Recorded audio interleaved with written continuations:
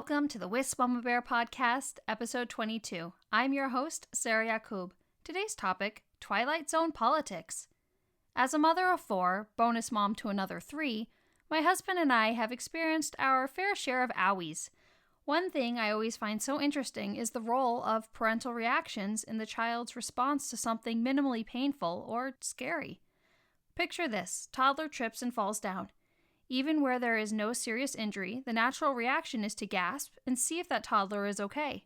Well, it turns out that gasp, or rather, that entire reaction, is a very strong cue to the toddler that something bad just happened.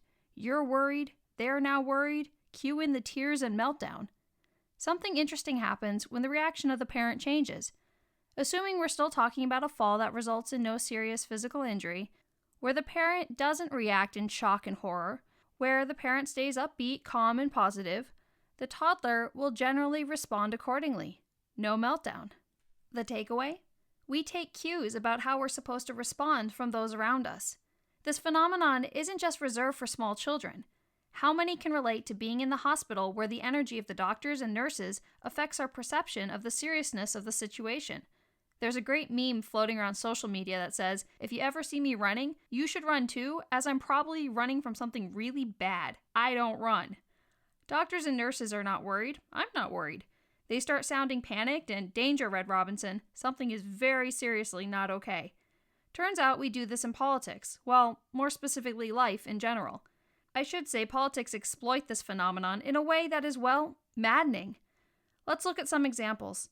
As we speak, there is a factory hog farm in the works to go into Polk County, Wisconsin. Thousands of people, and by law, there needs to be a sewage sanitation system. Thousands of hogs, and it's more or less a free-for-all with little to no mechanisms for actual accountability or restitution for the resulting harm done. Anyone think that the waste of hogs is inherently less disgusting or threatening to our drinking water than that of people? I didn't think so. So what's at stake? Clean water, our rivers, our lakes, clean land, our food, and our air quality.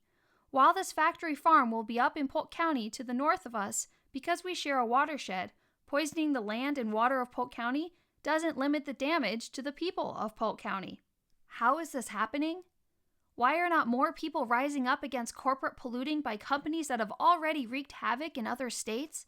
Because whether we like or want to admit it or not, we look to public office holders for cues in evaluating whether there is in fact a problem. Take our Congressman Tom Tiffany. For those looking to his actions in office, his nickname, Toxic Tom, is well earned for his atrocious record on conservation, clean land, air, and water. For those looking to his election time words or his self-serving propaganda once elected, he deeply cares about the environment, and if something were to hurt our land, air, or water, he'd tell us and do the right thing. Spoiler alert, he won't tell us, and he doesn't do the right thing. Does everyone who vote for Toxic Tom believe he's a conservationist or good person?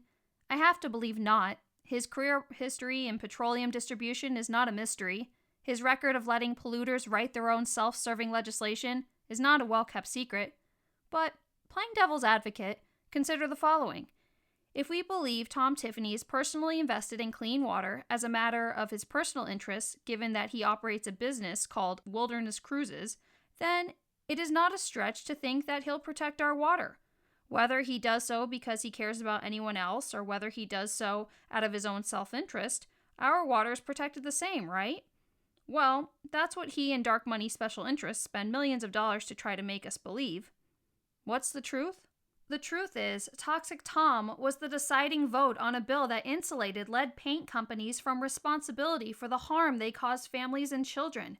He helped those who profited off of poisoning children not have to be responsible for or held accountable for the harm that they caused. Toxic Tom helped ensure they didn't have to pay for the medical bills of those children and families that they poisoned, that those companies got to keep all of their profits. He supported toxic sulfide mining to the detriment of clean land, air, and water. Sulfide mining is the process of extracting metals from sulfide ore. When sulfide ore comes into contact with water or oxygen, the stuff we breathe, a chemical reaction occurs that creates sulfuric acid. What is sulfuric acid? Essentially battery acid. Anyone want battery acid all over our farmland and in our water? Of course not. But again, the breakdown between the illusion as created by his political theater and the reality is a function of whether we're actually looking to his actions once elected or going by his election time words or propaganda. Tom Tiffany represents the 7th Congressional District in Wisconsin, which includes Polk County. If he's not worried about a factory hog farm, that sends a powerful cue to the 60% of the population in Polk County who vote Republican that everything is fine, nothing to worry about. The parallels between the leadership style of the Wisconsin Republican Party and how abusers establish and maintain power in intimate partner terrorism are eye-opening and should not be ignored. Going back to the example of the toddler who falls down, the reaction of the parent who gasps and runs to their child is that of a loving parent. While parents who do not react can still be and often are loving parents, no reaction can also be the response of a parent who is negligent, abusive, or just a parent who doesn't care. We do not want to think of the smiling politician for whom we vote, see pictures of their smiling family come election time, and want to like as cruel, abusive, or apathetic. It is easier to believe that they truly care and are honest.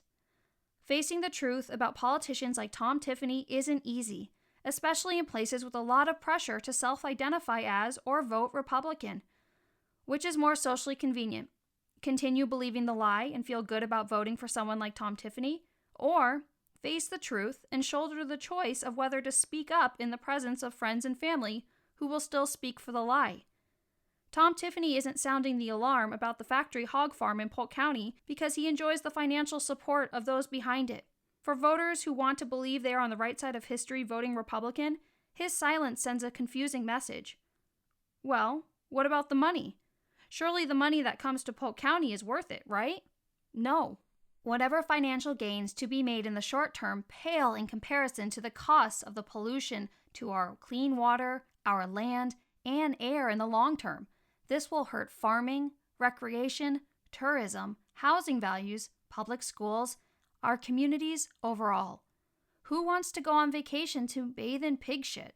Who wants to raise their family in a place with contaminated drinking water, where as a parent you have to worry about your kids going out to play in the sprinklers and coming back with cancer? A handful of politicians will personally benefit financially, which also complicates the reaction of those who are entrusted to lead. In essence, we as a voting public look to public office holders for cues on how to react to threats to the community. The part that is heartbreaking is that we tend to take their cues at face value, in their best light, as if they would tell us if something was wrong, or if they were in fact leading us off of a cliff. This shouldn't come as a surprise to anyone, but no, these politicians are not going to tell us that they are lying, or misleading the community to the detriment of us all for their own short-sighted personal financial gain. So where does this leave us? Well, the Democrats have been sounding the alarm, but so what if the Democrats are sounding the alarm? If the Republican office holder isn't worried, as a general voting public that votes 60% Republican, we're not worried. The fact that the Republican office holder is a self-serving, gluttonous fat cat is a part of the equation to which we become blind. Identity politics strikes again. Ready for another example? Property taxes. Most every year, without fail, members of the community will take to community social media groups to talk about their rising taxes. Common responses include blaming the Democrats, a lie too well funded to die, or chastising people for, quote, getting political when they point out the Republican policies that caused our taxes to rise. We'll dive into the dark store loophole on another day, but the bottom line is that Republican legislators in Wisconsin continue to give out tax breaks to the wealthiest corporations off of the backs of homeowners, small businesses, and hardworking families to the detriment of our local economy. How does this keep happening? Why do we keep voting for those whose betrayal of the community and public interest is or should be obvious? Again, look to the words of self-serving, gluttonous fat cats like Rob Stachel or Shannon Zimmerman, or their propaganda once elected. They sure do create the illusion that they care about keeping taxes low for working families. One may even believe that they did so when in fact they didn't. That's a lie.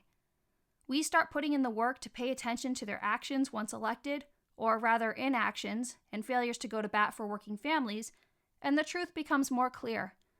Unless and until we're willing to take on the inconvenience and hardship of being honest about who they are and the role they serve in public office in Wisconsin, we will continue to be primed to be misled by their cues. We will continue to be complicit in the harm to our community in furtherance of believing the lie that no harm in fact exists at all. Episode 23 tomorrow. See you there.